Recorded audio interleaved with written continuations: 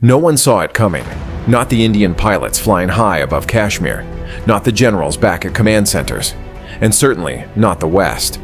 But in the chill of the early morning on May 7th, 2025, in the volatile skies above one of the most dangerous regions on Earth, something happened that would shake the foundations of modern air combat. But before the missiles, before the radar locks and the roaring engines, there was blood. Just days earlier, a massacre in Indian-administered Kashmir left 26 civilians dead. Fury erupted across India. In response, New Delhi launched Operation Sindoor, targeting what it claimed were terrorist hideouts deep inside Pakistani territory. Islamabad called it a violation, an act of war, and within hours, the skies responded. Pakistan's Air Force took to the clouds, launching a counteroffensive. But no one expected what came next. In those tense skies, a jet once dismissed as ordinary, a Chinese-made J-10, did the unthinkable. It brought down France's pride, the Rafale, and not just one.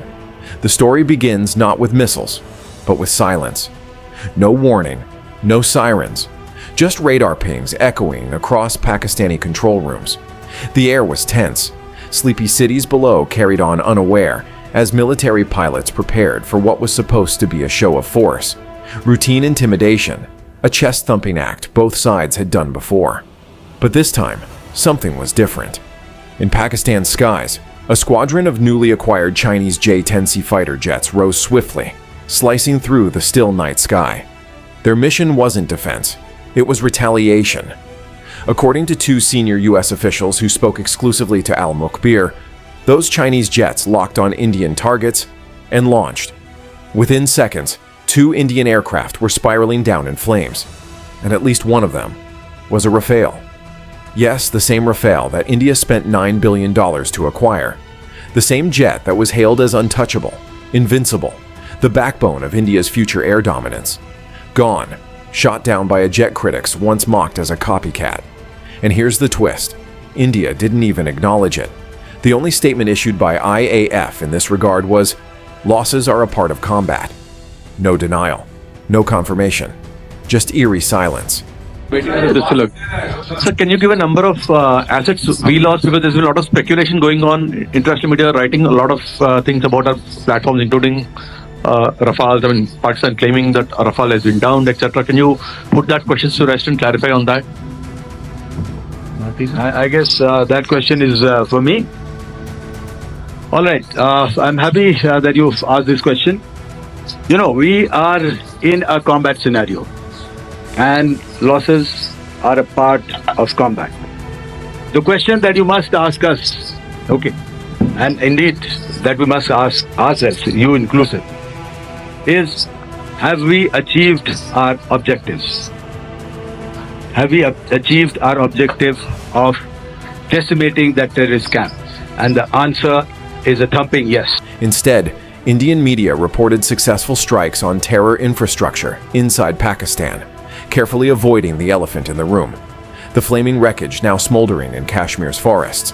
But behind closed doors, alarms were going off in Washington, Moscow, Paris, and Beijing. Why? Because this wasn't just a dogfight. This was a live test, a glimpse into the future of global warfare. The J-10C, armed with China's deadly PL-15 air-to-air missile, went head-to-head with Europe's best. And it won. The PL-15 isn't just any missile. It's long-range, it's fast, and it's designed to do one thing: strike before the enemy even knows it's been targeted. Western analysts had always theorized about its effectiveness. Now, they had real-world proof. Meanwhile, the Rafale, equipped with the much-hyped European Meteor missile, a weapon that costs more than a small house and is said to be nearly impossible to dodge, didn't even get to fire. Was it jammed? Was the Rafale ambushed? No one knows, because no one's talking. Even France's Dassault Aviation and MBDA, the makers of Rafale and Meteor, went quiet. It was a public holiday in Paris when the story broke, but even after, there was nothing. Just stunned silence. So what really happened in those skies? What does it mean for the balance of power, not just in South Asia, but in the entire world? Let's rewind the clock. India's purchase of the Rafale, was meant to give it an edge over both China and Pakistan. With stealth features, electronic warfare capabilities, and the Meteor missile, it was supposed to dominate any encounter. Pakistan, on the other hand, turned to China. The J-10C was never supposed to win this matchup. It wasn't expensive. It wasn't European. It wasn't elite. And yet, it won.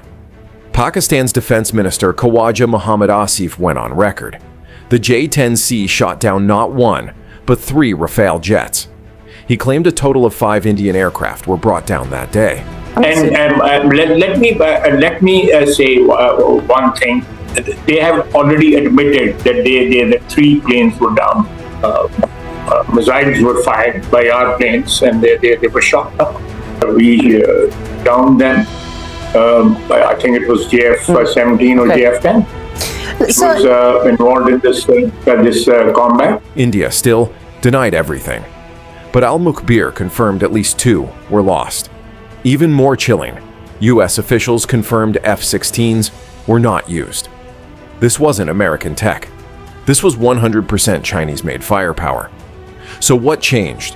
How did an aircraft that once raised eyebrows become a nightmare in the sky? Simple. China upgraded everything. The J-10C now flies with active electronically scanned array ASA radar, electronic warfare systems, and missiles that can outrange almost everything in the region. And now, with confirmed kills on its record, it's no longer a theory. It's a threat. For India, this is more than a military embarrassment. It's a strategic failure. Billions spent on jets that fell to cheaper alternatives. A silence that signals not confidence, but confusion. And while officials stay quiet, social media didn't. All across Pakistan, celebratory posts flooded the web. In India, outrage simmered under the surface, and in military think tanks across the globe, eyes widened. Because what happened over Kashmir wasn't just a local skirmish. It was a preview, a rehearsal for something far bigger. The skies over Taiwan, the South China Sea, the Indo-Pacific, everyone knows tensions are rising. And now they've seen how one confrontation, one fast missile, can rewrite the rules of war. Douglas Berry, senior fellow for military aerospace at the International Institute for Strategic Studies, put it plainly. Air warfare communities in China, the US, and Europe will be dissecting this incident in minute detail. Because this wasn't about just hardware. This was about tactics, speed, surprise, and the shifting balance of global power. What was once a 2-player game, US versus Russia, is now a 3-player chessboard. And China just moved its queen. And there's one more twist. The world still doesn't know whether India even fired back with its Meteor missiles. Why?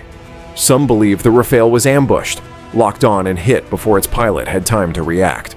Others suggest a possible jamming operation, and a few whisper darker theories. That Chinese cyber warfare may have played a role. Too far-fetched? Not in 2025. Modern jets are flying computers. And if someone finds a way inside, they don't need to shoot you down. They can simply shut you down. Pakistan Air Force representatives emphasized that while the Rafale is a capable aircraft, its effectiveness depends on proper employment and tactics. It's not the fact that the Rafale is a bad plane.